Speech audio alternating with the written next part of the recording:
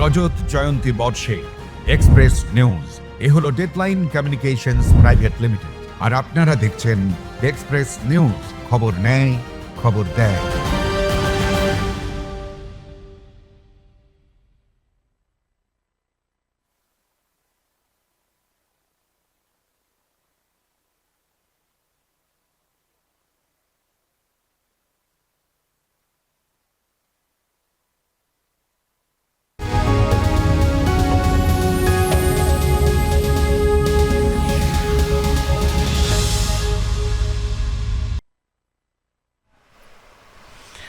নমস্কার, দেখছেন express news. Express নিউজের নির্বাচন ভিত্তিক বিশেষ অনুষ্ঠান বাংলার ভোট যুদ্ধে আপনাদের স্বাগত জানাই। আমি ভাস্কর। আপনারা জানেন যে এই অনুষ্ঠানে আমরা নিয়মিত বিভিন্ন বিধানসভা কেন্দ্রের বিভিন্ন দলের প্রার্থীদের উপস্থাপিত করি, পাশাপাশি উপস্থাপিত করি রাজনৈতিক ব্যক্তিত্বদের, যারা এই শিল্পাঞ্চল দুর্গাপুর সম্পর্কে সম্যক ধারণা রাখেন। আর এই মুহূর্তে বাংলার ভোট যুদ্ধ এক্সপ্রেস নিউজের এই বিশেষ অনুষ্ঠানে আমার সঙ্গে রয়েছেন দুর্গাপুর মিউনিসিপ্যাল কর্পোরেশনের ভাইস চেয়ারম্যান ধর্মেন্দ্র যাদব। ধর্মেন্দ্রজি, আপনাকে স্বাগত জানাই এই অনুষ্ঠানে। দেখুন, শিল্পাঞ্চল দুর্গাপুর রাজনৈতিক দলগুলোর সঙ্গে, বিভিন্ন দলের প্রতিনিধিদের সঙ্গে কথা হচ্ছে যারা নির্বাচনে লড়ছেন, এবং এই ব্যতিরেকেও শহরের বিশিষ্ট কিছু রাজনৈতিক ব্যক্তিত্ব, তাদের সঙ্গে আমার কথা হয়েছে। তাদের প্রত্যেকেরই নাগরিক পুরসেবা নিয়ে একটা অসন্তোষ রয়েছে। তাদের একটা বক্তব্য যে দীর্ঘদিন নির্বাচন না হওয়া এবং এই নিরিখে নাগরিক পরিষেবা ব্যাহত হচ্ছে। তাদের এই বক্তব্যকে সামনে রেখে আপনি উত্তরটা কি দিতে চাইবেন, যে নাগরিক পরিষেবা কি সত্যিই শিল্পাঞ্চল দুর্গাপুরে ব্যাহত হচ্ছে নাকি যথাযথই আছে? না, দেখুন, এটাতে আমি বলবো যথাযথ কেন মনে হয় আমার লাস্ট 3-4 ইয়ারে আগে যে ধরনের কাজ বা যে রেশিওতে কাজ হতো ওর চেয়ে বরং অনেক বেশি কাজ হয়েছে, ডেভেলপমেন্টের ক্ষেত্রে কাজ হয়েছে। কিন্তু এখন একটা আঙুল তোলার সময় আছে, 43 জনের শুধু 2 জন, 43 জন শুধু 5 জন। তো এটা আঙুল তোলার জন্য লোক তুলতেই পারেন, কিন্তু বাস্তবে যখন ফিল্ডে আপনি যাবেন, আজ থেকে 15 বছর আগের সিচুয়েশন, 5 বছর আগের সিচুয়েশন, এই 3 বছর আগের সিচুয়েশন, সব ক্ষেত্রে কিন্তু পরিষেবার ক্ষেত্রে বৃদ্ধি পেয়েছে। মানুষ কিন্তু সব কিছু পাচ্ছে পাশেই। ডেভেলপমেন্টের ক্ষেত্রে বলুন, রাস্তাঘাট, লাইট, ড্রেনের পরিষ্কারের সমস্যা। আগে তো এত বেশি মানুষের আবদার ছিল না, তো কিন্তু আপনি যত বেশি দিয়ে দেবেন তত পাবেন। আজকে দিনে মেন বাজারে ইভেন নাইট শিফট আমরা F40 গাড়ি চালাই, ওখান থেকে কাচড়াগুলো তুলে নিই, লেগেসি যে তুলে নিই, ডে শিফটে চলে। আজ থেকে 5-7 বছর আগে আমাদের কাছে 100 গাড়ি ছিল না, ওর কম ছিল, 60-70টা গাড়ি ছিল। আজকে প্রায় 200-র বেশি ভেহিকলস আমরা ইউজ করি। ওয়ার্ডে কোনো ওয়ার্ডে 4টা। আপনি আবর্জনা পরিষ্কার পরিচ্ছন্নতার কথা বলতে চাইছেন তো, যার সাথে দূষণেরও একটা সম্পর্ক রয়েছে। দেখুন, শিল্পাঞ্চল দুর্গাপুর, ধর্মেন্দ্রজি, শিল্পাঞ্চল দুর্গাপুর, এখানে একটা দূষণ বড় সমস্যা, এবং শিল্পাঞ্চল হলে সেখানে দূষণের একটা সম্ভাবনা থাকে, এবং নাগরিক তার থেকে একটা সুষ্ঠু পরিত্রাণ পেতে চান। তো এক্ষেত্রে আপনার পুরসভা কতখানি সফল, আমি এইটা আপনার কাছে জানতে চাইছি। আবর্জনা পরিষ্কার পরিচ্ছন্নতার কথা, শহরের কথা যা বলছেন আপনি, সেটাও একটু বিস্তৃত আকারে বলুন। একই সঙ্গে বলবো, শিল্পাঞ্চল দুর্গাপুরে শিল্পাঞ্চল জনিত যে দূষণ, সেইটা রোধের ক্ষেত্রে কতখানি সচেষ্ট, কতখানি সক্রিয় দুর্গাপুর মিউনিসিপ্যাল কর্পোরেশন? ওটাই বলো, আমাদের রাজ্যের নির্মল বাংলার প্রকল্পের মাধ্যমে দিয়ে দুর্গাপুর মিউনিসিপ্যাল কর্পোরেশনে লাস্ট 4-5 বছর আগে থেকে পরিষেবা কিন্তু অনেক বাড়িয়েছে, এবং বাড়ি থেকে ইভেন কালেকশনটা শুরু করেছে। ওই দিক থেকে এটা হলো বড়। আর কিন্তু এটাই যে আগে কোনোদিন মানুষ ভাবতেই পারেন যে এটা হবে, আজকে হচ্ছে, তাহলে হয়তো 90টা বাড়ি হচ্ছে, 10টা বাড়ি হচ্ছে না, তো ওরা বলছেন যে আমার বাড়িতে হলো না কেন, এটা একটা এক্সট্রা আবদার। তো সব কিছু তো একটা টাইম লাগে, একটা সঙ্গে সঙ্গে তো আপনার সব কিছু আপনি পারবেন না, কিন্তু আমরা এগিয়ে যাচ্ছি। মানে আগে যে ছিল ওর থেকে বেশ ভালো করছে। পলিউশন দুর্গাপুরের ক্ষেত্রে একটা তো আছেই, যে পলিউশনে যেখানে ইন্ডাস্ট্রি থাকবে পলিউশনটা বাড়বে, কিন্তু ওটার জন্য কিন্তু আমরা তো উদ্যোগ নিচ্ছি, কাজ করছি। স্প্রে মেশিন বলুন, আমাদের কি বলে মেয় ফরেস্ট দুর্গাপুর মিউনিসিপ্যাল কর্পোরেশন কিন্তু শঙ্করপুরে লাগাচ্ছে, বিভিন্ন জায়গায় বৃক্ষরোপণ বলুন, গাছ লাগানো, এগুলো কিন্তু আমরা চলছে। অন্য জায়গায় প্রয়োজন ততটা কি হচ্ছে ধর্মেন্দ্রজি? আমাদের একটা টার্গেট থাকে, আর টার্গেটটা কিন্তু প্রতি বছরই আমরা পূরণ করি। আচ্ছা, কিন্তু এখানে বিভিন্ন ইন্ডাস্ট্রি আছে, বিভিন্ন আছে ওদেরকে চাপ দেওয়া হয়, বলা হয়, কিন্তু সবাই তো 100% আর পালন করেন না। না এই ক্ষেত্রে একটা পুরসভা competition চলতেই থাকে, পুরসভা কি corporation এর সঙ্গে। মানে সব সময় সক্রিয় থাকে, কিন্তু আমাদের সাফল্য নজর, পায়? আমাদের যে যেটুকু ক্ষমতা, আমাদের তো 100% সব ক্ষমতাটা নেই, কিন্তু আমাদের যেটুকু ক্ষমতা ডিপার্টমেন্ট সঙ্গে ওদের সঙ্গে একটা কথা বলে বসিয়ে মিটিং করে ওদেরকে একটু চাপ দেওয়া, এটা কিন্তু আমরা রেগুলার বেসিক করে থাকি। আচ্ছা, হচ্ছে তৎসত্ত্বেও দেখুন, আচ্ছা আরেকটা কথা বলুন, যে প্রথম হচ্ছে যে এখন দুর্গাপুর মিউনিসিপ্যাল কর্পোরেশন যেভাবে চলছে, প্রশাসকদের মধ্যে এখন কজন প্রশাসক রয়েছে? দুজন প্রশাসক রয়েছেন। প্রথম কথা হচ্ছে দীর্ঘদিন নির্বাচন হয়নি, এইটা নিয়ে রাজনৈতিক দলগুলোর মধ্যে একটা ক্ষোভ আছে, একটা বক্তব্য আছে যে এটা নির্বাচন হয়নি, তার কারণ হচ্ছে নির্বাচন হলে পরেই হেরে যেত শাসক দল, সে কারণে নির্বাচন হয়নি। আপনি কি এটার কোনো উত্তর দিতে চাইবেন? দেখুন, বিরোধী দল তো বলবেই। আচ্ছা, বিরোধী দল তো 16 সালে দিদিকে হারাতে চাইছিল, 21 সালে বলছিল গেলে চলে গেল 200 বার, কি রেজাল্ট হলো আপনারা জানেন। 26 সালে ওরা বলছে যে এবার আসছে, কি রেজাল্ট হবে 4 মে বোঝা যাবে। আপনি বলছেন আগের থেকে পুরো পরিষেবা ভালো হয়েছে, এই আগের বলতে কত আগের কথা বলছেন, কাদের কথা? ইয়ার বাই ইয়ার। 2012 সালে যখন আমরা আসলাম, ওই সময় যে ছিল ওর থেকে অনেক ভালো হয়েছে, কিন্তু তারপরে তো আমরা একদিনে তো সবকিছু সম্ভব নেই, এটা কখনোই সম্ভব নয়।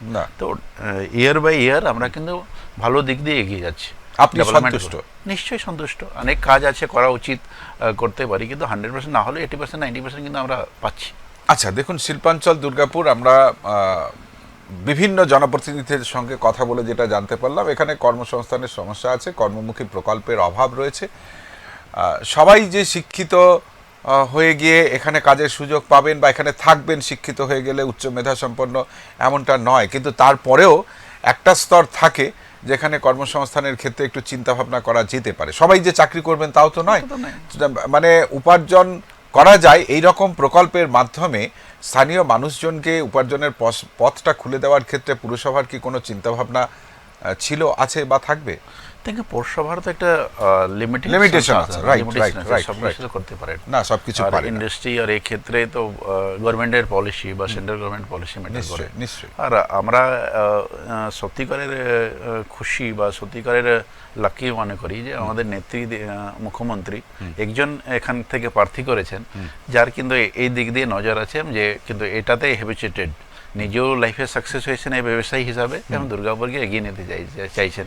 নিশ্চয়ই অনেক অনেক আইডিয়া আছে, লাস্ট 1.5 বছর ধরে অনেক কাজও করেছেন, যেখানেও কিন্তু মানুষ নিজের পায়ে দাঁড়াতে পারে, এই দিক দিয়ে নজর কেড়েছে। এই কারণেই প্রার্থী করা হয়েছে। প্রার্থী এবার যে ভালো কাজ করবে, যার দিকে নজর থাকবে, এটা প্রার্থী তো হবেই, না আসবার কিছু নাই। দেখুন, নাগরিক পরিষেবার ক্ষেত্রে অনেকে রাস্তাঘাটের কথা বলছেন, যথাযথ নয়, পাবলিক ট্রান্সপোর্টের কথা বলছেন, জল সমস্যার কথা বলছেন, বিদ্যুৎ সমস্যাও কিছু কিছু ক্ষেত্রে সামনে এসেছে। স্টিল টাউনশিপটাই তো শুধুমাত্র দুর্গাপুর নয়, কিংবা সিটি সেন্টারটাই শুধু দুর্গাপুর নয়। কেউ কেউ বলছেন যে উন্নতির জায়গা যেটা হচ্ছে সেটা সিটি সেন্টার কেন্দ্রিক। এটা যারা বলছেন ওনার বলবো, ওটা হয়তো 2012 সালের কথাটাই আজ পর্যন্ত তুলে, মানে আজকের দিনে দাঁড়িয়ে এই কথাটা ঠিক না, এটা বলাটা ঠিক নাই। আজকে যে সিটি সেন্টার যে ডেভেলপমেন্টটা হচ্ছে, ওর চেয়ে মেন গেট আমার, গোপাল মাঠে আমার, কাদরোড আমার, কুড়িয়াডাঙ্গা আমার, ওর চেয়ে কম হচ্ছে না। আচ্ছা, 10 যদি আপনি বলেন যে এই 10 টাকা যদি কুড়িয়াডাঙ্গা খরচা হচ্ছে, তো 100 টাকা সিটি সেন্টার নেই, এবং যদি 100 টাকা যদি সিটি সেন্টার হয়, আমার গোপাল মাঠেও কিন্তু 80 টাকা 80 রুপিস নিশ্চয়ই ওখানে ডেভেলপমেন্টের ক্ষেত্রে বরাদ করা হচ্ছে কর্পোরেশন থেকে, আমাদের গভর্নমেন্টের পক্ষ থেকে। রাস্তাঘাটের কোনো সমস্যা নেই? দেখুন, রাস্তা হবে, রাস্তা রিপেয়ারিং দরকার হবে, ভাঙবে, এটা একটা কন্টিনিউয়াস প্রসেস, কিন্তু ওভারঅল ক্ষেত্রে যদি দেখেন তাহলে কিন্তু অনেক আমরা এগিয়ে আছি। আচ্ছা, পানীয় জলের কোনো সমস্যা আছে শহর জুড়ে? পানি গ্রীষ্মকালে হলে একটা চাপ তো থাকেই, কিন্তু আমরা তো বলেছি, এর আগেও বলেছি যে উইদিন 15 এপ্রিলের মধ্যে মানুষকে 100% চেষ্টা করবো যে একটু পূরণ করে দেওয়াতে। আর একটা মেশিনারি জিনিস, 1 মাস পুরো ভালো পেলেন, তারপরে 31st ডে একটা পাম্প খারাপ হয়ে গেল, একটা ওখানে কোনো একটা শাটডাউন হলো, কোনো একটা মেজর ব্রেকডাউন হয়ে গেল, তো মাস 1 দিন 2 দিন তো ওটা ব্যাহত হবেই, আর আগেও হতো, আজও আছে, ইন ফিউচারও হতে পারে। না, এটা একটা কথা শুনছি জল চুরির কথা, মাটি থেকে অবৈধভাবে জল তুলে নেওয়া হচ্ছে, যার ফলে জলস্তর নেমে যাচ্ছে এবং গ্রীষ্মকালে সমস্যাটা প্রকট হয়ে দেখা দেয়। অবৈধ নির্মাণ হচ্ছে, জায়গা দখল করে নেওয়া হচ্ছে, এবং এই যে অবৈধ নির্মাণ, তার জন্য যে জলের পরিষেবা প্রয়োজন, পানীয় জলের প্রয়োজন, সেটা অবৈধভাবে মাটি থেকে খনন করে তুলে নেওয়া হচ্ছে। এই বিষয়গুলো আপনারা কিভাবে দেখভাল করছেন? কিছু মানুষের তো একটা টেন্ডেন্সি থাকেই যে আমি শর্টকাট বে বা অবৈধ করে ওটা লিগালাইজ করার চেষ্টা করবে। এটা তো কোনো পার্টির জন্য বলতে পারেন না, এটা তো ধর্মেন্দ্রজি শুধুমাত্র কিছু লোক তো নয়। যখন ধরুন একটা বহুতল নির্মাণ হচ্ছে, সেখানে একটা ব্যক্তিকে শুধু বলে তো লাভ নেই, বহুতল তো একাধিক এখানে নির্মাণ হয়েছে, যেখানে জলের পরিকাঠামো পুরসভা সঠিকভাবে পৌঁছে দিতে পারেনি। না না, এটা বলতে পারবেন না। কোথাও কেউ তো এসে বলবে যে আমি পাইনি, না নিশ্চয়ই মন্ত্রীও বলেছেন। না, মন্ত্রী সাহেব যে বলেছেন এটা আপনারা হয়তো ভুল ব্যাখ্যান করেছেন। আচ্ছা, কি সঠিক ব্যাখ্যাটা কি? মন্ত্রী সাহেব যে জায়গাটা কথা বলেছেন ওটা আমাদের কর্পোরেশন আন্ডারে পড়ে না। আচ্ছা আচ্ছা, আমাদের কর্পোরেশন বাইরে। আচ্ছা, উনি বলেছেন এই গ্রীষ্মকালে যে ওনার এলাকায়, আগেও তো কর্পোরেশন নিজের এলাকায় পূরণ করবে, আমি যদি জোর করে নিয়ে নিই তাহলে ওখানে খামতি হবে। কথাটা ওনার বলার এটা। আচ্ছা, এটা কর্পোরেশন এলাকার মধ্যে বলেন, কিন্তু আপনাকে আজকে বলে দিই, পুরসভা এলাকায় ক্লিয়ার করে আপনাকে বলে দিই যে অবস্থানে উনি বলেছেন ইন ফিউচার ওনারা কিন্তু কর্পোরেশনের কাছে এসে কোনোদিন অ্যাপ্লিকেশনও করেননি যে আমরা জল চাইছি। আপনাকে বললে ইলেকশন মিটলেই যদি ওনারা চান আমাদের কর্পোরেশনে এসে চেয়ারপারসনের সঙ্গে কথা বলেন, চান, আমরা নিশ্চয়ই চেষ্টা করি ওনাদেরকে জল দেওয়ার। আমাদের কাছে ক্ষমতা আছে, আমাদের কাছে ক্যাপাসিটি আছে, না নেই। আজকে আমরা কর্পোরেশন বাইরেও চারদিক দিয়ে যে পঞ্চায়েত লাগোয়া এলাকা, সব দিকে কিন্তু কিছু না কিছু এক্সট্রা আমরা জল পাঠাই, জল দিই, আজকে দিনে সরবরাহ করা হচ্ছে। আচ্ছা, ডিএমসি এলাকায় কোথাও অবৈধভাবে জল বার করার প্রক্রিয়া চলছে না? দেখুন, অবৈধভাবে আর যদি চলে আপনারা জানতে পারেন, সেক্ষেত্রে আপনারা কি ব্যবস্থা নেন? অলরেডি একটা কমিটি করা আছে, যেখানে খবর পাই আমরা গিয়ে ওখানে রেড করা হয়, ওদের মাল মেটেরিয়াল সিজ করা হয়। এটা কিন্তু আমরা কন্টিনিউয়াস প্রসেসে করে থাকি, না করে থাকি এরকম নেই। মানে 100% আমরা যদি বলেন যে দিতে পারছি না, তাহলে 90-র নিচেও কিন্তু কোনোদিন নামবে না। দেখুন, 100% বলাটা ঠিকও নয়, হ্যাঁ, এটা সম্ভব হয়। 90% কিন্তু মানুষকে প্রতিদিন রেগুলার হিসাবে আমরা কিন্তু দিতে পারছি, সন্তুষ্ট করতে পারছি। শহরের ড্রেনেজ সিস্টেম নিয়ে কি বলবেন? পুরসভা কি জানাচ্ছে? দেখুন, শহরের ড্রেনেজ সিস্টেম বড় বড় কর্পোরেশন হোক, আমাদের ডিপার্টমেন্ট হোক, এমডি ডিপার্টমেন্ট থেকে ডিপিআর করে বড় কিন্তু আমরা কাজ করেছি আগে থেকে, কিন্তু অনেক ভালো হয়েছে। আপনি এই লাস্ট ইয়ার বৃষ্টিতে কিন্তু ওই রকম বড় কিন্তু অনেক বৃষ্টি হয়েছে, তাও কিন্তু বড় কোথাও জল জমা লক্ষণ করা যায়নি। একজন কেউ গেলেন একটা ছোট জায়গায় একটু জল জমে গেল, ওটাকে যদি শো করেন যে অনেক বেশি, এটা তো নেই। আর দুদিন আগে যে জলের কথা কেউ বলেছেন, ওটা তো আন্ডার কনস্ট্রাকশন এখনও আছে, ওটা তো কমপ্লিট দেয়নি এজেন্সি। তা ওখানে আপনি দোষারোপ কি করে করতে পারেন যে এটা এরকম হলো না? সামলা নালার ব্যাপারে অনেক কিছু দোষারোপ হয়, যেটা দোষারোপ করার জন্য দোষারোপ, শুধু করার জন্য হয়। এটা আপনাকে খণ্ডন করতে হবে যে এটা শুধুমাত্র অভিযোগ, এটা বকওয়াস। যেখানে আন্ডার রিপেয়ারিং, যেখানে কন্ট্রাক্ট এজেন্সি এখনো কর্পোরেশনকে বা এরিডিএ কে হ্যান্ডওভার করেনি, ওই জায়গা থেকে যদি কেউ বলে দেয় যে এটা হলো না, ওটা হলো না, তো ওটা তো শুধু বলার জন্য হবে। বাস্তবে তো মানুষও বোঝেন। দেখুন বলবে কাকে?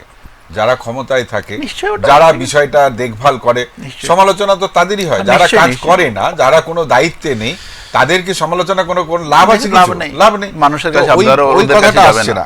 এবার দেখুন, পানীয় জলের কথা বলতে গিয়ে আমি যেটা বললাম, বোরিং করে জল বার করে নেওয়ার কথা, এর পাশাপাশি ধরুন যেখানে আপনার ডিএমসি জল সরবরাহ করছে, সমস্ত জায়গাতে কি পরিশ্রুত পানীয় জল যাচ্ছে? মানুষ কি এই পরিশ্রুত পানীয় জলটা ঘরে ঘরে পাচ্ছেন? সব গোটা এলাকা যারাই অ্যাপ্লাই করেছেন, যারাই জল চেয়েছেন, নিয়েছেন, আপনাকে বলতে পারি 90-95% মানুষ কিন্তু সন্তুষ্ট। কিছু একটা জায়গা, উঁচু জায়গা বা টেকনিক্যালি সমস্যা আছে, ওই জায়গাগুলো ছাড়া বাদে কিন্তু সমস্যা নেই। কি যে আছে ওটা আমাদের যে 19 MGD দুটা মিলে, ওটা কোথাও না কোথাও আমাদের অ্যাপ্রুভ সব কিছু আছে, ওটাও আমরা চেষ্টা করছি আর বেশি প্রোডাকশনটা বাড়ানো যায়। অলরেডি চলছে, নভেম্বর মাস ধরেই, কিন্তু নভেম্বর মাস থেকেই আমাদের মন্ত্রী সাহেব ফিরাদ হাকিম সাহেব এসছে, কিন্তু ওটা কাজের জন্য ওপেনিং করে গেছেন এবং কাজও চলছে। ওটা ডে বাই ডে কিন্তু ওটা বাড়বে, ভালো দিক দিয়ে যাবে। আচ্ছা, ডিএমসি এলাকায় স্বাস্থ্য পরিষেবার জায়গাটা যদি একটুখানি আপনার কাছে জানতে চাই আমি। দেখুন, রাজ্য সরকারের তরফে স্বাস্থ্যর সাথে কার্ডের ব্যবস্থা করা হয়েছে, এ নিয়েও সুস্পষ্ট কিছু অভিযোগ আছে, আমি সেটা আপনার কাছে রাখতে চাইবো। কিন্তু তার আগে আমি জানতে চাইবো যে প্রশাসক হিসেবে এলাকার স্বাস্থ্য পরিষেবা বিষয়টা নিয়ে আপনি 10-এ কত মার্কস দেবেন, কেন দেবেন, এটা একটু বোঝান। দেখুন, আগে থেকে তো সব ক্ষেত্রেই কিন্তু এগিয়েছি, আমরা করেছি। ইউপিএসসি সেন্টার প্রায় 13-14 জায়গা আমরা কর্পোরেশনের পক্ষ থেকে করে দিয়েছি। Sub divisional hospital ADA chairman সাহেব এখন যে প্রার্থীর আছেন, উনি রোগী কল্যাণ সমিতি হিসাবে লাস্ট 3 ইয়ারে অনেক ডেভেলপ করেছেন। এনআইসি থেকে শুরু করে বেডের ব্যবস্থা শুরু করে অন্যান্য মেশিনারি টেস্টিং মেশিন, এগুলো শুরু এক্সরে হোক, সিটি স্ক্যান হোক, এগুলো কিন্তু বাড়িয়েছেন, এবিলিটি করেছেন। ওখানে ক্লিনিং ব্যাপার বলুন, সিকিউরিটির ব্যাপার বলুন, মানুষ তো গেলে দেখতে পায়, এটা তো কেউ বলে দিলে তো হয় না। যেটা শুনেছি, দেখুন, মানুষ যে পরিমাণ চাহিদা রয়েছে সেই পরিমাণ পরিস্থিতি মোকাবিলা করবার মতন পরিকাঠামো আপনার হসপিটালে নেই, যার জন্য তাদেরকে কখনো কখনো বেসরকারি হাসপাতালগুলোয় যেতে হচ্ছে। সেখানে গিয়ে যে পরিস্থিতিটার মুখোমুখি হচ্ছেন, স্বাস্থ্যসাথী কার্ড, আমি তো একটা কমপ্লেন এলো এরকম যে স্বাস্থ্যসাথী কার্ড দিয়ে যখন এন্ট্রির কথা বলা হচ্ছে, দেখা যাচ্ছে সেটা ওই কার্ডের সঙ্গে অন্য কারোর আধার প্যান কমিউনিকেট করা রয়েছে। এবার এই ধরনের ঘটনা শুনলাম। তার পাশাপাশি এটাও শুনলাম যে কোনো হাসপাতালে আগে টাকা জমা দিতেই হচ্ছে, স্বাস্থ্যসাথী কার্ড থাকুক আর না থাকুক। এবার একটা সাধারণ দরিদ্র মানুষ ধরুন হঠাৎ কোনো দুর্ঘটনার সম্মুখীন হয়েছে, তাকে হাসপাতালে ভর্তি হতে হচ্ছে, তখন 30-40 হাজার টাকা তাকে জমা দিয়ে যদি ভর্তি হতে হয়, এটা কি সম্ভব বলুন তো একটু? সব ক্ষেত্রে সব জায়গায় কিছু না কিছু অসাধু মানুষ তো আছেই। সব ক্ষেত্রে সব চাই যে ওই টাইমটাকে আমি কি করে মেন্টালাইজ করে কিছু আর্ন করে নিতে পারি, এরকম তো আছেই সব দিকে। যদি এরকম গভর্নমেন্টের আছে নিশ্চয়ই, তাহলে আপনারা কি ধরনের ব্যবস্থা নেবেন? যেখানে আমি তো সুস্পষ্টভাবেই বলছি, কয়েকটা হাসপাতালের ক্ষেত্রে এরকম অভিযোগ এসছে, তাদের স্বাস্থ্যসাথী কার্ড থাকা সত্ত্বেও, যেখানে আপনাদের নেত্রী বলেই দিচ্ছেন সুস্পষ্টভাবে যে স্বাস্থ্যসাথী কার্ড দেওয়ার পরে যদি তার চিকিৎসা না করা হয় তাহলে সেই হাসপাতালের লাইসেন্স বাতিল করা হবে, বলেছেন তো। এই রকম জায়গাতে এমন অভিযোগ আসছে যে তাকে ভর্তি হতে গেলে আগে টাকা জমা দিতেই হবে, তারপর আসবে স্বাস্থ্যসাথী কার্ডের কথা। এখানে অন্য ব্যাপার থাকে, সব হসপিটালে কি সব জিনিসের জন্য ভর্তি নিতে বাধ্য নয়, এটা ওখানে এইটা একটু কাইন্ডলি বুঝে বলুন, কারণ দেখুন এইটা নিয়ে মানুষের ভুল ধারণা তৈরি হয়। বেশিরভাগ মানুষ কিন্তু ওখানে গেলেই পরিষেবা পায় এবং ভর্তিও হয়। তাহলে এটা মানতে আমার কোনো দ্বিধা নেই যে কোথাও না কোথাও এটা অসাধু ব্যবসা, মানে একটা চক্র থাকে যে চেষ্টা করে যে এরকম পিক আওয়ারে রাত্রি 12টার সময় অ্যাক্সিডেন্ট হলো, কার কাছে যাবে? যদি আমি চেয়ে নিই যে 20,000 টাকা দাও ভর্তি করে দিচ্ছি, তাহলে ওটা হয়ে যায়।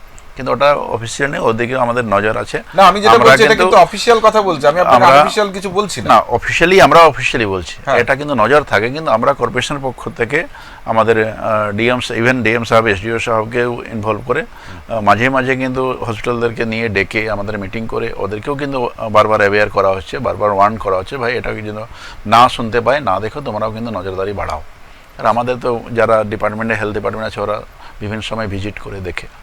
ধরুন একজন মানুষ, এই যে আপনি বললেন রাত 12টায় অ্যাক্সিডেন্ট হয়েছে, আমি রাত 12টা না, দিনে দুপুরের কথা বলছি। দিনে দুপুরে অ্যাক্সিডেন্ট হয়েছে, আপনার এসডিএ হসপিটালে গিয়েছে, সেখানে গিয়ে দেখলো যে পরিষেবাটা সেই মুহূর্তে পাওয়া সম্ভব নয়, তখন তারা কোনো একটা বেসরকারি হাসপাতালে দ্বারস্থ হলো। সেখানে গিয়ে তারা যখন চিকিৎসা নিতে যাচ্ছে, প্রথমেই তাদেরকে জানিয়ে দেওয়া হলো যে আপনারা এই টাকাটা জমা করুন। স্বাস্থ্যসাথী কার্ডের কথা জানানো হলো, বলে এই টাকাটা জমা করুন, তারপর বাকি কথা হবে, ঠিক আছে? যদি এই রকম স্পেসিফিক কমপ্লেন কেউ করে, তা সেক্ষেত্রে আপনি সেই ব্যক্তিকে কি বলতে চাইবেন? যদি কেউ এরকম সমস্যায় পড়ে, তাদের কি বলতে চাইবেন একটু জানান। আমরা এর আগেও কবার বলেছি, প্রেস মাধ্যমে বলেছি, ডিপ মিটিংও করে বলেছি, যদি এরকম হয় ডাইরেক্ট আপনারা স্পেসিফিক কমপ্লেন আমাদের কে করুন। কোথায় করবে? আপনাদের কর্পোরেশনেই করতে পারে, চেয়ারপারসনকে করতে পারে, আচ্ছা, ভাইস চেয়ারপারসনকে করতে পারে।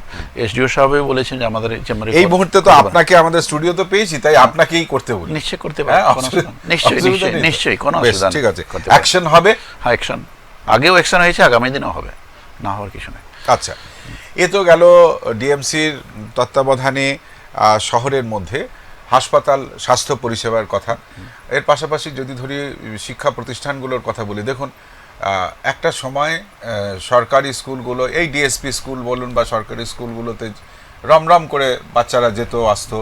যত দিন গেছে সেই জায়গাটায় কিন্তু দেখা গেছে গ্র্যাজুয়ালি একটা ডিক্রিমেন্ট এসেছে, যেখানে ছেলে মেয়েদের যাওয়া আসাটা কমেছে, বেসরকারি স্কুলগুলোর রমরমা হয়েছে। এই জায়গাটাকে আপনারা কিভাবে দেখেন, যেখানে কিনা সাধারণ মানুষের কথা, একদম নিচু স্তরের মানুষের কথা, যাদের আর্থিক ক্ষমতা সেরকমটা নেই বেসরকারি স্কুলগুলোতে পড়ানোর, তাদের জন্য মিউনিসিপ্যাল কর্পোরেশনের ভাবনাটা কি?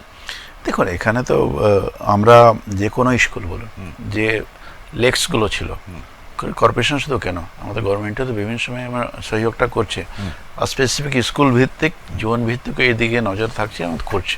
আমাদের যে সরকারি স্কুলগুলো আছে ওখানে তো পরিকাঠামোমূলক বাড়ানো হয়েছে, সব কিছু করা হয়।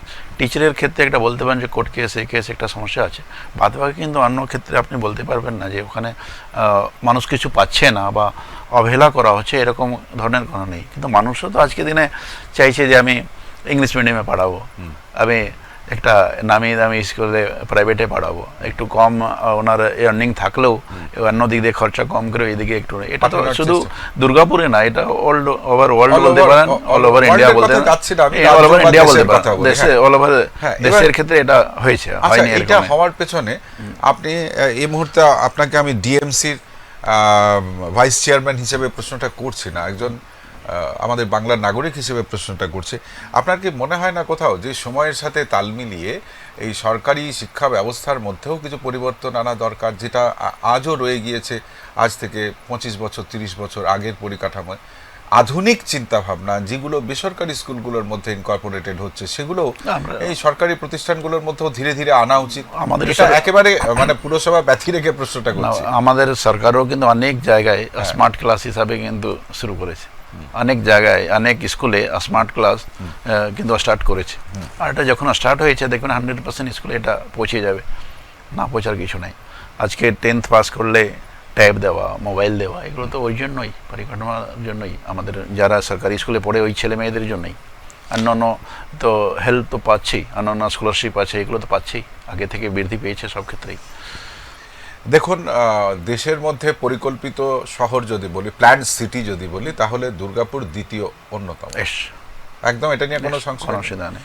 স্মার্ট সিটি হওয়ার ক্ষেত্রে দুর্গাপুরের প্রতিবন্ধকতাটা কি? একটা সময় তো শুনেছিলাম যে স্মার্ট সিটির তালিকায় শিল্পনগরী দুর্গাপুরের নাম রয়েছে, যে কোনো কারণেই হোক পরবর্তীতে সেই বিষয়টা আর নজরে আসেনি। আমি আপনার কাছে জানতে চাইছি, একজন প্রশাসক হিসেবে শিল্পনগরী দুর্গাপুরের কোন কোন প্রতিবন্ধকতা রয়েছে যার জন্য স্মার্ট সিটি হওয়ার ক্ষেত্রে বাধা আসছে, এটা একটুখানি বুঝিয়ে বলুন। আমার মনে হয় প্রতিবন্ধক এখানে আমাদের কর্পোরেশনের ক্ষেত্রে ওইরকম কোনো প্রতিবন্ধকতা নেই। যেহেতু কর্পোরেশনের কথা বলছি না, কিন্তু যেহেতু সেন্ট্রালে যে আছে, যারা আছেন ওনারা পশ্চিমবাংলাকে ফান্ড অ্যালট করবেন না, পশ্চিমবাংলার সঙ্গে কোথাও না কোথাও বিভেদ করবেন, ওটা চাইবেন না যে এখানে ডেভেলপমেন্টটা হোক, টাকা পাঠাবেন না বিভিন্ন প্রকল্পের জন্য, তো ওটা তো আছেই। কিন্তু আমরা তো তাও স্টেট গভর্নমেন্ট থেকে গ্রিন সিটি করেছি, বিভিন্ন প্রকল্প করছি আমরা। আমাদের আজকে শহরটা অন্য শহর থেকে তো কম নেই। এডিডিএ চলে কিসে, কার টাকায়? নিশ্চয়ই আমাদের এডিডিএ নিজস্ব আয় আছে এবং গভর্নমেন্টও পাঠায়। সেন্ট্রাল গভর্নমেন্টের ভূমিকা কি? সেন্ট্রাল গভর্নমেন্টের যেটুকু টাকা দেওয়া উচিত বিভিন্ন ক্ষেত্রে, ওটা কিন্তু আমাদেরকে স্টেটকে তো পাঠায় না। স্টেটকে যদি নাও পাঠায় তাহলে আমরা অন্য ডিপার্টমেন্ট বা আমাদের কর্পোরেশন আমরা পাবো কি করে? তাহলে সরাসরি ভাবে এটা বলা যেতে পারে যে স্মার্ট সিটি হওয়ার ক্ষেত্রে প্রতিবন্ধকতা যদি কিছু থেকে থাকে তার জন্য দায়ী হচ্ছে কেন্দ্র সরকার। নিশ্চয়ই কেন্দ্র সরকার এখানে দিতে চাইছে না, করতে চাইছে না বাংলায়। তাও কিন্তু আমরা আপনাকে বলি যে কোনো স্মার্ট সিটি থেকে দুর্গাপুরকে যদি আপনি কম্পেয়ার করবেন, কোথাও কিন্তু কোনো দিক দিয়ে আপনি কম পাবেন না। হওয়া তো উচিত নয়, কারণ পরিকল্পিত শহর যেটা, তার স্মার্ট সিটি হওয়ার দৌড়ে যদি সে না থাকে তাহলে থাকবেটা কে? আছে, দুর্গাপুর আছেই অলরেডি। আপনাকে বলে দিই, আপনি একটা স্টার্টিং একটা কথা বলেন যে ডিএসপি শুধু প্ল্যান বাদবাকি তো নেই। আপনাকে বলে ডিএসপি এলইডি লাইট পরে লাগিয়েছে, ডিএসপি হাইমাস্ক লাইট পরে লাগিয়েছে, আমার কর্পোরেশন এলইডি লাইট আগে লাগিয়েছে পুরো বস্তিগুলোতে, বিভিন্ন লাস্ট পয়েন্ট অফ কর্পোরেশনের যে এলাকা ওই জায়গাতে, এবং হাইমাস্ক আগে করেছে, ডিএসপি আমাদের পরে ওখানে সাজিয়েছে বা এখনো করছে। আচ্ছা, এই মিউনিসিপ্যাল কর্পোরেশন এলাকায় আইন শৃঙ্খলা পরিস্থিতিটা কেমন? আপনি আপনার নজরে কেমন? নিশ্চয়ই ভালো রয়েছে, নিশ্চয়ই ভালো। দেখুন, এক দুটা অপবাদ এক দুটা হতেই পারে, ব্যতিক্রম, ওটা কিছু বলার নেই, কিন্তু ওর উপরে তো সঙ্গে সঙ্গে অ্যাকশন নেওয়া হয়। এটা তো বলতে পারেন যে অ্যাকশন নেওয়া হলো না, এটা এরকম পেরিয়ে গেল, কিছু করলো না প্রশাসন বা কেউ দেখলো না, এটা তো বলতে পারবেন না। সেপকো এলাকা, এখানে বিভিন্ন সময়ে দেখেছি, তারপর আনন্দ বিহারের ওদিকটায় কখনো দেখেছি যে সন্ধ্যাবেলায় একটু অন্ধকারের সুযোগ নিয়ে মেয়েদের কাছ থেকে ছিনতাই করে বেরিয়ে যাওয়া, এরকম। ওর উপরে নজরদারি আছে পুলিশের। দেখুন, স্পেশাল ট্রাফিক ফোর্স, ওইদিকে ট্রাফিক গার্ড স্পেশাল করে দেওয়া হয়েছে। অনেক সময় দেখছি স্ট্রিটে আলো জ্বলছে না, বেশ কিছুদিন হয়ে গেল, তারপর খবর দেওয়ার পর, মানে একেবারে খবর দিয়ে কাজ হয়নি, একদিন দুদিন পরে দেখলাম সেই স্ট্রিট লাইট জ্বলতে শুরু করলো। এবার সন্ধ্যের দিকে যদি ধরুন ওই সমস্ত জায়গায় যদি আলো না জ্বলে, ন্যাচারালি যেখানে আলো জ্বলে না সেখানে তো দুষ্কৃতীদের স্বর্গরাজ্য। আমাদের মেনটেন্স ক্ষেত্রে 100% চেষ্টা থাকে যে সবগুলো আলোগুলো চলে, কিন্তু আপনি দেখবেন আমি যখন ইলেকট্রিক এমআইসি 2017 সালে গ্রহণ করেছিলাম, হ্যাঁ। দুর্গাপুর নগর নিগমের ক্ষেত্রে 10,000 লাইট ছিল না, 10,000 পরে লাইট ছিল না। আজকে প্রায় 40,000 বেশি স্ট্রিট লাইট দুর্গাপুর নগর নিগমের এলাকায় আছে। তো এটা তো বাড়ছে, কারণ যেখানে মানুষ চাইছে ওখানে দেওয়া যায়। আজকে মোর দেন 10 জন, আমার তো মনে হয় প্রতিটি ওয়ার্ডে একটা দুটা বড় মাঠ যেখানে খেলাধুলা করে, যেখানে নাইটও করে, যেখানে বয়স্ক মানুষরা গিয়ে বসেন একটু টাইম পাস করেন। আমার ছেলে মেয়েরা গিয়ে সন্ধ্যাবেলা একটু ইভিনিং ওয়াক করে বা মর্নিং ওয়াক করে, ওই জায়গাগুলোতে আমরা লাইট লাগিয়েছি। ওখানে যে অন্ধকারের এই যে সমস্যাটা হতো ওটা কাটানো যায়, ওটা করেছি। আচ্ছা, এখানে চিরাচরিত বিদ্যুৎ ব্যবস্থা ব্যতি রেখে অচিরাচরিত শক্তি ব্যবহারের কিছু চিন্তাভাবনা কি আপনাদের রয়েছে, হচ্ছে ব্যবহার? আমরা করেছি, না করেছি এরকম নেই, কিন্তু এটা যেহেতু পলিউশন একটু বেশি, ওর ক্ষেত্রে একটা মেনটেন্সের ক্ষেত্রে একটু বেশি চাপ হয়ে যায়, মানে সৌরশক্তি ব্যবহারের চাপ হয়ে যায়। তবুও কিন্তু আমরা আমাদের যে জলের ওয়াটার আছে, আমাদের আঙ্গাতপুরে আছে ট্রিটমেন্ট প্ল্যান্ট আছে, ওখানে কিন্তু আমরা সবাই লাগিয়েছি। আচ্ছা, দুর্গাপুর মিউনিসিপ্যাল কর্পোরেশন এলাকার মধ্যে অবৈধ দখলদারি কতখানি আছে? যদি হয়ে থাকে এরকম, সেই জায়গাগুলোকে আপনারা কিভাবে ব্যবস্থা নেন? দেখুন, এটা তো আছে, অস্বীকার করতে পারবেন না। অবৈধ দখলদারি আছে, আর কিন্তু দুদিনের তো নেই না, আমাদের সরকারে এসে এটা তো নেই না। একটা সময় এই ডিএসপি তে না, একটা কথা দেখুন, আপনি যেটা বলছেন 40,000 বেশি মানুষ কাজ করতে, আগের থেকে পরিস্থিতিটা এখন বেটার হয়েছে, ঠিক আছে, আগের থেকে দখলদারিটাও এখন বেশি হয়েছে। না না না, এটা যদি কেউ বলে থাকে আমার মনে হয় এটা ভুল। আমাদের নজরদারি থাকে, যারা করে ফেলেছেন, যারা করছেন 10 বছর 15 বছর 20 বছর 30 বছর, ওদেরকে তো আমাদের দলের বা আমাদের সরকারের আছে যে ওদেরকে কোথাও না কোথাও আগে রিহেবিলিটেট করব, তারপরে আমরা ওদেরকে ব্যবস্থা করবো, ওই জায়গাটাই করব। ওই দিকে আমাদের নজর আছে। কিন্তু নতুন যে করা হচ্ছে, আমরা কিন্তু স্ট্রিক আছে, আমরা চেষ্টা করছি যেন না হয়, এটা এদিকে সবসময় নজর থাকে। আর যেহেতু জায়গাটা ডাইরেক্টলি আমাদের থাকে না, মানে যেহেতু ডিএসপির জায়গা, ডিবিসির জায়গা, এই জায়গাগুলো সব জায়গাগুলোতে আমরা কিন্তু কর্পোরেশন পক্ষ থেকে কাজও করতে পারি না, এই সমস্যাগুলো দাঁড়ায়। তবে ওভারঅল একটা নজরদারি আছে, আগে থেকে কিন্তু এটা দেখবেন অনেক কমেছে। আচ্ছা, শিল্পাঞ্চল দুর্গাপুরে সমস্যা তো বিবিধ রয়েছে, তার মধ্যে যে সমস্যাটাকে আপনি প্রথম উল্লেখ করলেন, মানুষ খুব যে গুরুত্ব দিচ্ছেন তেমনটা নয়। রাজধানী দিল্লি একসময় ছিল দেশের মধ্যে অন্যতম দূষিত একটা শহর, আর শিল্পাঞ্চল দুর্গাপুর সেই পরিস্থিতিটাকে ছাপিয়ে গিয়েছে। এবার দুর্গাপুর পুরো পরিষেবা যে জায়গাটা, তাদের অনেকের মানে বিরোধীদের বক্তব্য হচ্ছে যে দূষণটা নিয়ে যত সচেতনভাবে দুর্গাপুর মিউনিসিপ্যাল কর্পোরেশনের সক্রিয় হওয়া উচিত ছিল, তারা ততটা সক্রিয় নয়, তারা ততটা গুরুত্ব দিয়ে বিষয়টাকে দেখছে না। এই কথাটা, তাদের বক্তব্যটা আপনি কিভাবে খণ্ডন করবেন, কি বলতে চাইবেন? না দেখুন, কোনো একটা সময় কোনো একদিনে ওটা হয়ে যাওয়া মানে যে 12 মাসে ওটাই হবে এটা নেই। আজকে ডিএসপিতে বড় একটা কোনো লিকেজ হয়, ডিএসপিতে বড় কোনো একটা ব্রেকডাউন হয়, দরকার হয়, বা কেউ কোনো একটা প্ল্যান্ট কিছু একটা ওইরকম করে ফেলে রাতের অন্ধকারে করে, নিশ্চয়ই অ্যাকশন হবে, কিন্তু ওটা তো পরে হবে। কিন্তু আপনার গ্রাফটা তো বেড়ে যায়, তো ওটা কোন একটা সময় হয়েছিল। কিন্তু এই বছর আমরা যে মনিটরিংটা করেছি, আমাদের একটা দেশের মধ্যে প্রথম বা ওইরকম হয়নি, আগে থেকে কিন্তু অনেক আমরা লেভেলটা নামাতে পেরেছি। ওদের নজরদারি আছে, আমরা কাজও করছি। শাসক দলের তরফে দেখুন, এবার ভোটের কথায় আসি। হ্যাঁ, এতক্ষণ ধরে মিউনিসিপ্যাল কর্পোরেশনের কথা হচ্ছিল যে দুর্গাপুর পশ্চিম, পূর্ব বা এই সন্নিহিত এলাকা, যেখানে শিল্পাঞ্চল এলাকার মধ্যে মূল সমস্যা যেগুলো বিরোধী পক্ষ তুলছে, শুধু কিন্তু আমি ডিএমসির এরিয়া বলছি না, আমি একটু প্রেক্ষাপটটা বড় করছি, আপনি যদি চান এর উত্তর নাও দিতে পারেন। আমি একজন নাগরিক হিসেবে আপনার কাছে জানতে চাইছি, এই বিস্তীর্ণ শিল্পাঞ্চল এলাকার মধ্যে মূল যে সমস্যাগুলো আছে, যেমন ধরুন কোলবেল্ট এরিয়াতে ধস প্রবণ এলাকা রয়েছে, পুনর্বাসন সমস্যা রয়েছে, অবৈধ দখলধারী এখানে রয়েছে, দূষণ সমস্যা সব জায়গায় রয়েছে, যা কিছু কাজকর্ম হয়েছে, অন্তত শিল্পাঞ্চল দুর্গাপুরে রাজনৈতিক দলগুলো বলছে যে মানুষ তৃণমূলকে চাইছে না, তার একটা পরিসংখ্যান সামনে তুলে ধরছে, ভোট গণনার ফল সামনে এনে দিচ্ছে। আবার কাউকে দেখলাম এরকমটাও বলতে যে বিরোধী হিসেবে যাকে বেছে নেওয়া হলো তিনিও কাজের কাজ কিছুই করছেন না। এবার আপনি একটু রাজনৈতিক ব্যক্তি হিসেবে কথা বলুন, পরিস্থিতিটা কেমন বুঝছেন এবারের নির্বাচনে? যারা বলছে যে 4 মে তো রেজাল্ট হবে, দেখে নেবেন। আমি একটা বলতে পারি, না চৌথা মেয়ের কথা ছেড়ে দিন, আপনি আপনার কথাটা বলুন যে রাজনৈতিক পরিস্থিতিটা ঠিক কি রয়েছে এই আপনার মিউনিসিপ্যাল কর্পোরেশন এলাকায় শিল্পাঞ্চলে, আপনি কি বুঝছেন? আমার এই দুটাই বিধানসভায়, হ্যাঁ। দুর্গাপুর পূর্ব পূর্ব এবং এবং দুর্গাপুর পশ্চিম, পশ্চিমে হ্যাঁ। ভালোভাবে জিতবো, কোনো দ্বিধা নেই। কি কারণে ভালো মনে করছেন? মার্জিনে জিতবো। কি কারণে মনে করছেন? কারণ বিগত নির্বাচনগুলো পরিসংখ্যানটা কিন্তু আপনার পক্ষে কথা বলছে না। দেখুন, দুর্গাপুরের শুরু থেকেই, আমি যবে থেকে রাজনীতির স্টার্টিং করেছেন 2099 সাল থেকে, বিভিন্ন ইলেকশনে মানুষ অন্যান্য রায় দেয়। একটা সেম যে একটা এই প্যারেলে চলে এরকম নাই। লোকসভার ক্ষেত্রে আলাদা, বিধানসভার ক্ষেত্রে আলাদা, ইস্যু আলাদা হয়, পৌরসভার ক্ষেত্রে আলাদা। এভাবে বলতে পারি যে বিধানসভার ক্ষেত্রে এবার যে আমাদের দুজনেই প্রার্থী আছেন, যে মানুষের কাছে এনাদের যে গ্রহণযোগ্যতা আছে, আজকে দিনে তো প্রায় সব বিধানসভায় কারা কারা দাঁড়িয়েছে ওটা ক্লিয়ার হয়ে গেছে। গ্রহণযোগ্যতা এই দুজনের উপরে আছে, বা দল যে আমাদের সরকার যে কাজগুলো করেছে এদের কেউ টিকবে না। আমাদের দুজনেই আমরা দুর্গাপুর পূর্ব এবং পশ্চিম এবার জিতবো, 100% জিতবো। আমাকে দেখুন, কবি দত্ত কথা যদি বলেন আর প্রদীপ মজুমদারের কথা যদি বলেন, তাহলে পরে এই দুজনের সম্পর্কে বলতে গেলে কবিদা রাজনীতির লোক নন, স্পষ্টভাবে এটা নতুন এই জায়গাটায় এসেছেন।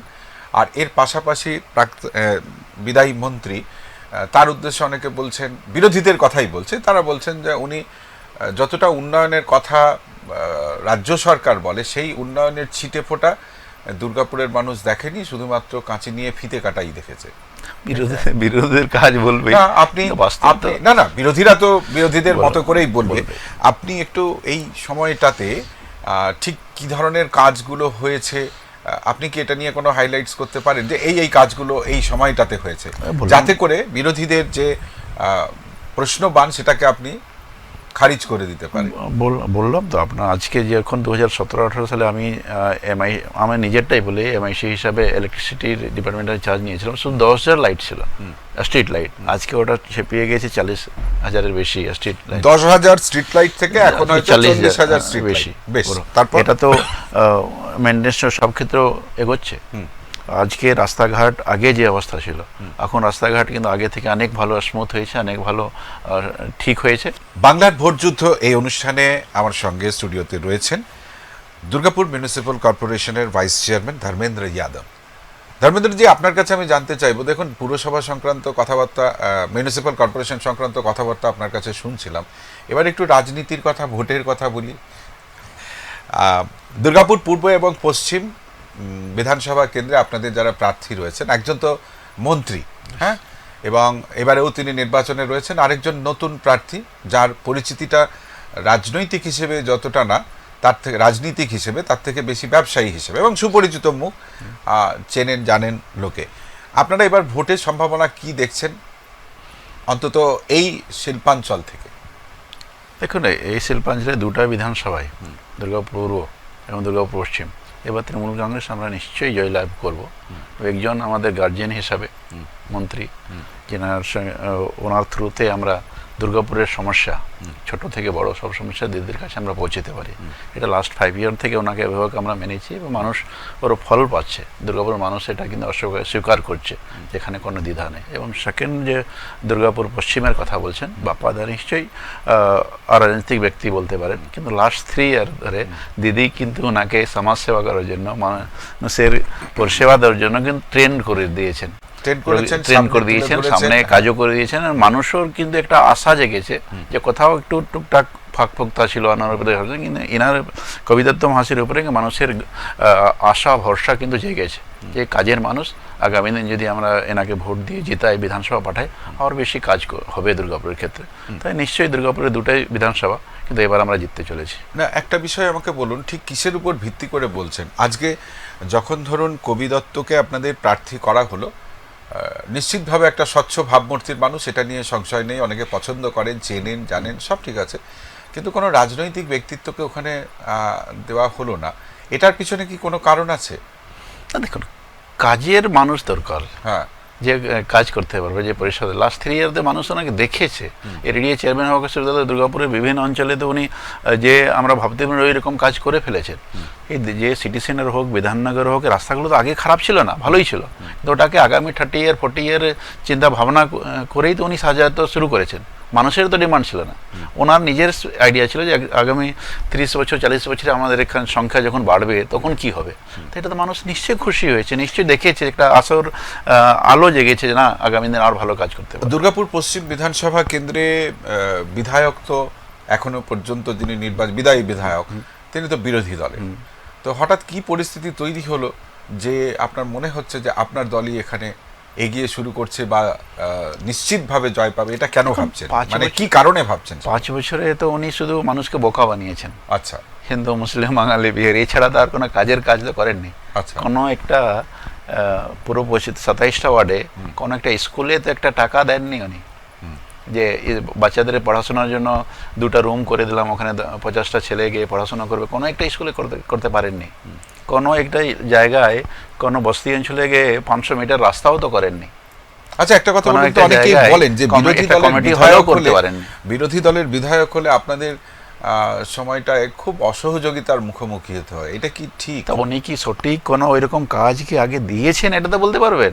আমি কিছু ডিমান্ডই করলাম না, আমি কিছু জিনিসে কাউকে প্রে করলাম না, তারপরে বলে দিলাম যে আমাকে কাজ করতে দিচ্ছে না। মানে আপনি এটা বলতে চাইছেন যে ওনার এই কথার পেছনে যুক্তিগ্রাহ্য যুক্তিগুলো তো দেখাতে হবে, যুক্তি তো দেখাতে হবে। উনি বলছেন যে জলের খুবই সমস্যা, তো জলের জন্য পাইপলাইনের জন্য বা ইনস্টলেশনের জন্য মেশিনারি ঠিক করার জন্য তো বলেছেন যে কর্পোরেশনকে আমি 50 লাখ টাকা দিলাম, কর্পোরেশনকে বা এই ওয়ার্ডের জন্য আমি 20 লাখ টাকা দিলাম, কথাও তো বলেননি উনি, কোনোদিন বলেননি। মানুষের কাছে তো বলেননি যে হ্যাঁ আমি আপনাদের জন্য একটা কমিটি হল করে দেবো, কর্পোরেশনকে আমি চিঠি করে দিচ্ছি, এডিএম সাহেবকে, এডিএম সাহেব কর্পোরেশনে চলে আসবে। কোনো কোথাও পুরো 5 বছরে একটা স্টেটমেন্ট উনি দেখাতে পারবেন? আজকে তো সোশ্যাল মিডিয়ার যুগ, মোবাইলের যুগ, সব রেকর্ডিং করেন উনি, লোকের যে সঙ্গে সঙ্গে রেকর্ডিং করে দেন, কিন্তু নিজের কথা তো দেখান যে আমি বলেছিলাম করতে দেয়নি। আমার সাথে ওনার কথা হয়েছে এই অনুষ্ঠানেই, আপনার সাথে যেমন কথা বলছে ওনার সাথেও কথা, উনি বলছিলেন যে বিধায়ক তহবিলের যা টাকা আছে তার ম্যাক্সিমামটাই উনি ইতিমধ্যে খরচা করে বসে আছেন। আপনি একজন পুরো প্রশাসক হিসেবে বলুন তো যে বিধায়ক তহবিলের টাকা কোথায় কিভাবে ব্যবহার হয়েছে এ সংক্রান্ত কোনো তথ্য যে জায়গায় উনি খরচাটা করেছিলেন ওই জায়গাটাই করাইটা সঠিক হয়নি, ভুল হয়েছে। যেমন দুর্গাপুরের এলাকা পলিউশন একটা তো আছে, আর অস্বীকার করার কিছু নাই। ওই জায়গাতে উনি বলছেন আমি সোলার লাইট লাগাবো।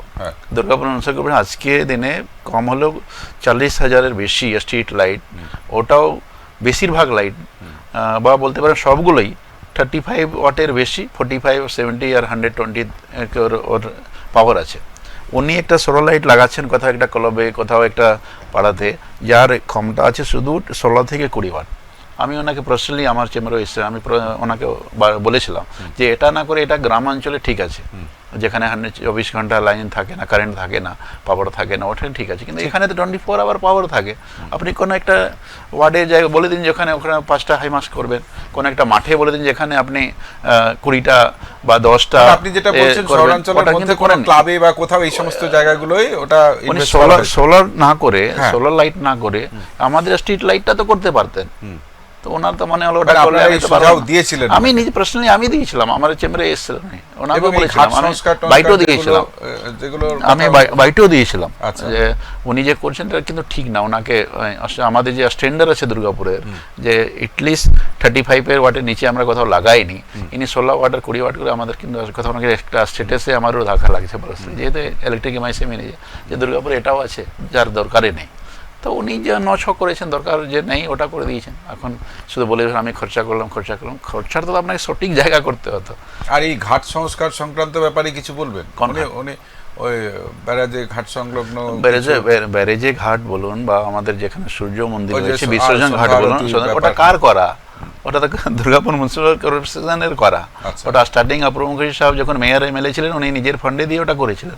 পরে দিলীপ অগস্তি সাহেব আসার পর আমি যেহেতু ঘাটে ছট হয়, ছটটা পুরো আমি দেখি মনিটরিং করে, আমিও অনুরোধ করেছিলাম, আর উনি করে নিজে ডিএমসির ফান্ডে থেকে করে দেওয়া। 2টা হাই মাস ওখানে করা আছে, আমার করা, দিলীপ অগস্তি সাহেব আমরা গিয়ে ওখানে করেছিলাম। ওখানে চেঞ্জিং রুম করেছি, দুর্গাপুর মিউনিসিপাল কর্পোরেশন করেছে।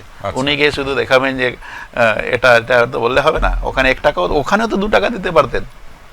ওনার যে ওনারা ক্ষমতা, ওই অভিযোগ তো করতে পারেন করেন, না। বিরোধীরা অভিযোগ করেন যে কেন্দ্র সরকারি কিছু প্রকল্প আছে, যে প্রকল্পগুলোর খালি নাম চেঞ্জ করে দিয়ে রাজ্য সরকারি প্রকল্প করে দেওয়া হয়। আপনি যা কথা বলছেন এ তো ঠিক তার পাল্টা ব্যাপার, যে কাজটা আপনারা করেছেন, উনি বলছেন উনি কাজ করেছেন, তা ঠিক কিনা? এটাই তো উনি বলছেন কাজ করেছেন, এটা বলছেন না, ওটা ওখানে গিয়ে নিজের নামটা কামাচ্ছেন, কিন্তু এটা বলছেন যে এটা কর্পোরেশন করে দিয়েছে, এটা তো বলতে ওনার দ্বিধা অসুবিধা হয়। আচ্ছা, এবারের নির্বাচনে সামগ্রিকভাবে রাজ্যের নিরিখে কিছু বলতে চাইবেন? কি হতে চলেছে বলে মনে হয়? দেখুন, নিশ্চয়ই যেরকম 2011 সালে আমাদের দলের বিধায়কদের সংখ্যা 187 ছিল, 2016 সালে ওটা 209, হ্যাঁ, এই পরিসংখ্যানটা কিন্তু খুব 2021 আপনাদের পক্ষে যায়। সালে খুব সুন্দর। 213, 2026 সালে ওটা 130 থেকে 200, 114, 15, 16, 17 দিকে হয়ে 50, 51 দিকে যাবে। হ্যাঁ। 2013 থেকে 12, 11 দিকে কোনো কারণেই আসবে না। আচ্ছা, তাহলে গভর্নমেন্ট 4 টাইম গভর্নমেন্ট নিশ্চয়ই হচ্ছে, মুখ্যমন্ত্রী আমাদের মমতা বন্দ্যোপাধ্যায় হচ্ছেন, দুর্গাপুরে এই দুটাই বিধানসভায় কিন্তু আমাদের প্রার্থী শ্রী ধর্মেন্দ্র জি, আপনি যে কথাটা কবিদত্ত বললেন, মহাশয়জি জিতছেন। স্ট্যাটিস্টিক্স আপনার হয়ে কথা বলছে, এটা নিয়ে কোনো সংশয় নেই যে যতগুলো নির্বাচন এসেছে, বিধানসভা নির্বাচন, উত্তরোত্তর দেখা গিয়েছে তৃণমূলের সার্বিকভাবে ফলটা ভালো হয়েছে। কিন্তু অনেকগুলো জায়গা আছে যেখানে খুব মার্জিনটা, অল্প মার্জিনের মধ্যে বিষয়টা, আর ওইটার উপর বল মানে বেঁধে ওই ভরসাতেই তো বিজেপি চিন্তাভাবনাটা করছে যে আমরা ওখান থেকে ছাপিয়ে বেরিয়ে আসব। আমার বক্তব্য হচ্ছে যে আপনারা চতুর্থবারের জন্য সরকারে এলেন, সরকার গঠন করলেন, আমাদের দুর্গাপুরবাসী ঠিক কি কি সুবিধে পাবে আপনাদের বিধায়ক হলে পরে, আপনাদের দলের হয়ে যদি আপনি কিছু বলতে চান, ভোটারদের উদ্দেশ্যে যদি কিছু বলতে চান, পরবর্তী 30 সেকেন্ড বলুন। দেখুন, আমাদের বিধায়ক হলে পরিষেবা নিশ্চয়ই পাবে। বিধায়ক সাহেবের যে ডকুমেন্টসগুলো দরকার সবসময় দুয়ারে বিধায়ক বা প্রতিদিন অ্যাভেলেবল থাকবেন, এটা নিশ্চয়ই আমাদের বিধায়করা অ্যাভেলেবল থাকবেন, এবং আমরা সবাই তো সকলেই তো আছি সঙ্গে। নিশ্চয়ই ওনার যে ফান্ডগুলো থাকবে ওটাও আমরা ভালোভাবে কর্পোরেশনের এডিকে সঙ্গে নিয়ে কাজে লাগাতে পারবো। আলটিমেট দুর্গাপুরের মানুষের কিন্তু আগামী দিন আর ভালো সুযোগ থাকবে, এলাকা উন্নয়ন থেকে শুরু করে নিজের পায়ে দাঁড়ানোর জন্য, চাকরির ক্ষেত্রে হোক, বিভিন্ন ব্যবসা হোক, বিভিন্ন সংস্থা হোক, ওগুলোর ক্ষেত্রে কিন্তু দুর্গাপুরের মানুষ কিন্তু লাভবান হবে। আমরা বাংলার ভোট যুদ্ধ এই অনুষ্ঠানে, এক্সপ্রেস নিউজের নির্বাচন কেন্দ্রিক বিশেষ অনুষ্ঠানে আজ সঙ্গে পেয়েছিলাম দুর্গাপুর মিউনিসিপ্যাল কর্পোরেশনের ভাইস চেয়ারম্যান ধর্মেন্দ্র যাদবজিকে, এবং তার সঙ্গে পুরো পরিষেবা সংক্রান্ত মানুষের কিছু অসন্তোষ, ক্ষোভের কথা, তার উত্তর জানার চেষ্টা করছিলাম। পাশাপাশি এটাও জানতে চাইছিলাম যে এবার দুর্গাপুর বিধানসভা, এই পূর্ব এবং পশ্চিম এই দুই বিধানসভা কেন্দ্রে মূল ফারাকটা কি হতে পারে। আর যেতে যেতে আরেকটা কথা জানতে চাইব, একটা বাইনারি কিন্তু তৈরি করা হয়েছে, হ্যাঁ, মানে এটা তৈরি করা হয়েছে বলতে পারেন, তবে শিল্পাঞ্চলের মানুষ অনেকে বলছেন এরকমটা নয়। ভোটের লড়াইটা মূলত হবে তৃণমূল এবং বিজেপির মধ্যে। আপনিও কি এটাই মনে করেন যে দুর্গাপুর পূর্ব এবং পশ্চিম বিধানসভা কেন্দ্রে মূল লড়াই তৃণমূলের সঙ্গে বিজেপির, নাকি অন্য কোনো ফ্যাক্টর কাজ করছে? একই সঙ্গে জানতে চাইব, একটুখানি প্রশ্নটা বড় হয়ে যাচ্ছে, এসআইআর, সংখ্যালঘু ভোট এই নির্বাচনে কোনো প্রভাব ফেলবে কিনা? তৃণমূল কংগ্রেসেরই লাভ হবে। আচ্ছা, ওরা হয়তো জানি না শুরু কেন থেকে আপনারা বিরোধিতা করছেন, আজও বিরোধিতা করছেন, তারপর যখন দেখলেন যে ম্যাক্সিমাম হচ্ছে হিন্দু ভোটার বাদ পড়েছে, মানে হিন্দু নাম বাদ পড়েছে 30%-এর কাছাকাছি, 60%-এর কাছে, এরকম একটা ফ্র্যাকশন জানা গেছে, এখন মনে হচ্ছে যে তৃণমূলেরই সুবিধা হবে। তৃণমূল কংগ্রেসের আগে তৃণমূল কংগ্রেস, দেখুন, রাজনীতিটা করি মানুষের সেবার জন্য, মানুষের নাম কেটে দিয়ে ওকে ওনাদেরকে গাড্ডায় ফেলে দেওয়া, প্রবলেমে ফেস করার জন্য তো করি না। বৈধ ভোটারের নাম বাদ যাবে না, এটাই ছিল মুখ্য বিষয়, আমাদের মুখ্য বিষয়। বৈধ ভোটার বা এই তো অবৈধ যে বলছেন ওনারা, কিন্তু এটা কি বাস্তব? দুর্গাপুরে কি রোহিঙ্গা খুঁজে পাওয়া যায়? আছে দুর্গাপুরে কি বাংলাদেশি? ওটা বলতে পারবেন? তাহলে এসআইআর বের করছেন না কেন? এসআইআর ইস্যুতে আর ভালো লাভ করে দিল তৃণমূল কংগ্রেসকে, লাভ করে দিল যে বাড়িতে একজনের নাম গিয়েছে, বাদবাকি 6 জনের না আছে, ওই মানুষটা হয়তো আগে বিজেপিকে ভোট দেন বা তৃণমূল কংগ্রেসের বিরুদ্ধে ভোট দেন, আগামী দিনে কেউ তৃণমূল কংগ্রেসের বিরোধিতা করতে পারবেন?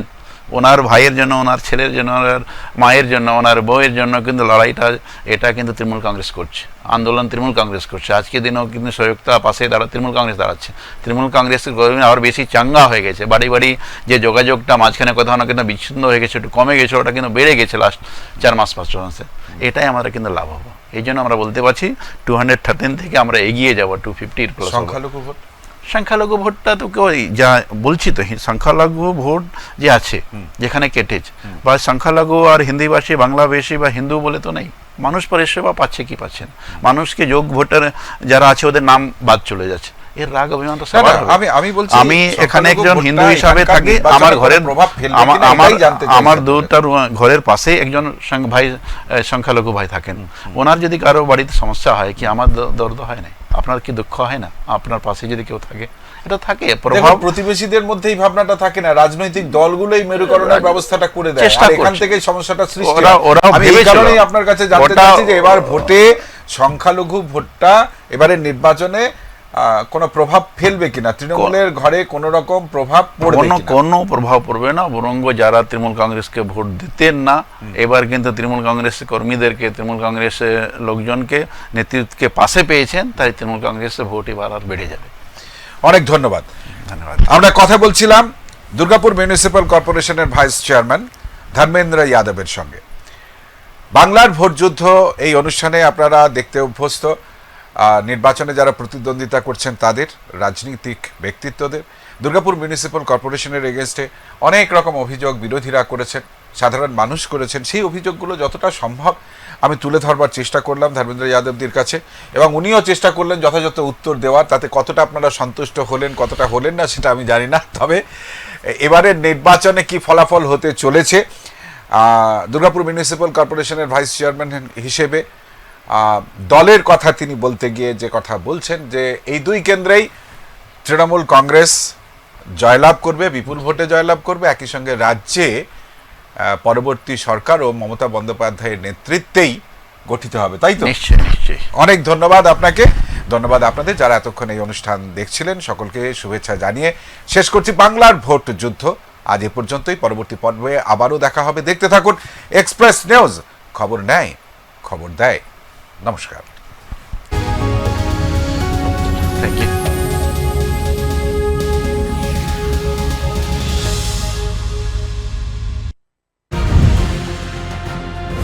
রজত জয়ন্তী বর্ষে এক্সপ্রেস নিউজ, এ হলো ডেডলাইন কমিউনিকেশনস প্রাইভেট লিমিটেড, আর আপনারা দেখছেন এক্সপ্রেস নিউজ, খবর নেয়, খবর দেয়।